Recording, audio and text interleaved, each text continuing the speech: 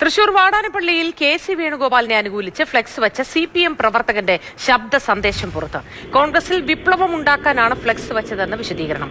അവിടെ CCTV camera ഉണ്ടെന്ന് അറിഞ്ഞില്ലെന്നും flex വെച്ച CPM വാടാനപ്പള്ളി ലോക്കൽ കമ്മിറ്റി അംഗം മുഹമ്മദ് അരവശ്ശേരി പറയും.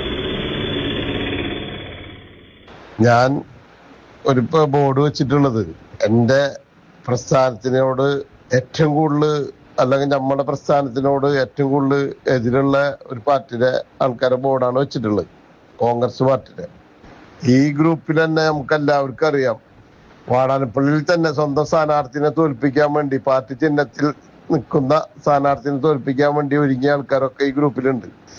വാടാനപ്പള്ളി നേതാക്കന്മാർക്കെതിരെ നിരന്തരം പോസ്റ്റ് ഇടുന്ന ആൾക്കാരുണ്ട്. ഞാൻ അത്ര തരം തന്ന കാര്യങ്ങളും ഞാൻ ചെയ്തിട്ടില്ല. നമ്മൾക്ക് ഏറ്റവും കൂടുതൽ ദേഷ്യമുള്ള ഒരു കോൺഗ്രസ് പാർട്ടിക്ക് ഒരു വിപ്ലവം ഉണ്ടാക്കാൻ വേണ്ടിയിട്ട് മാത്രമേ ചെയ്തിട്ടുള്ളൂ. പിന്നെ ക്യാമറ അവിടെ ഉള്ള കാര്യം സത്യത്തിൽ എനിക്കറിയില്ല. ഞാനൊരു ക്യാമറ ഉണ്ടായിരുന്നു, അത് കേടായി. ഇത് അറക്കൽ മൊബൈൽ ഷോപ്പിൽ നിന്നാണെന്ന് തോന്നുന്നുണ്ട് അവിടെ ക്യാമറ വന്നിട്ടുള്ളത്. ആദ്യം അവിടെ ക്യാമറ കംപ്ലൈന്റ് ആയിരുന്നു എന്നാണ് പറഞ്ഞിരുന്നത്. ആ ധൈര്യത്തിലാണ് അവിടെ സാധനം വെച്ചത്, മനസ്സിലായ. പിന്നെ ആർക്കെങ്കിലും ചൊറിയാൻ നിർബന്ധം ഉണ്ടെങ്കിൽ എന്നെ നേരിട്ട് വന്ന് സംസാരിക്കുക, ഈ ഗ്രൂപ്പിൽ സംസാരിക്കാതെ. അതേസമയം CPM ഗൂഢാലോചന പുറത്തായി എന്നാണ് തൃശൂർ DCC അധ്യക്ഷൻ ജോസഫ് ടാജറ്റ് പറഞ്ഞത്. ഉമ്മൻചാണ്ടിയുടെ ചിത്രമുള്ള ഫ്ലെക്സ് കീറിയത് ഇടതുപക്ഷ സർക്കാർ ആയിരിക്കും എന്ന ചാണ്ടി ഉമ്മന്റെ നിലപാട് ശരിയായിരുന്നു.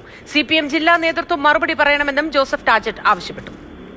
തലയിൽ മുണ്ടിട്ട് ചെയ്യുന്ന ഈ പ്രക്രിയ അത് മാർക്സിസ്റ്റ് പാർട്ടിയുടെ ജീർണതയെയാണ് വെളിപ്പെടുത്തുന്നത്. ഇപ്പൊ ചെയ്യുന്നത് ഈ പരാജയത്തിൽ വിളറി പൂണ്ട മാർക്സിസ്റ്റ് പാർട്ടിയിൽപ്പെട്ട നല്ല CPMകാരല്ല, മോശം CPMകാരാണ് ഇത് ചെയ്യുന്നതെന്ന് മനസ്സിലാക്കും. സംസ്ഥാനത്തുടനീളം CPM ഇങ്ങനൊരു നിർദ്ദേശം കൊടുക്കാതെ ഇത്തരത്തിൽ ഉത്തരവാദിത്തപ്പെട്ട ഒരു പാർട്ടി പ്രവർത്തകൻ പാർട്ടി നേതൃത്വം അറിയാതെ ചെയ്യില്ല എന്നുള്ളത് തന്നെയാണ്.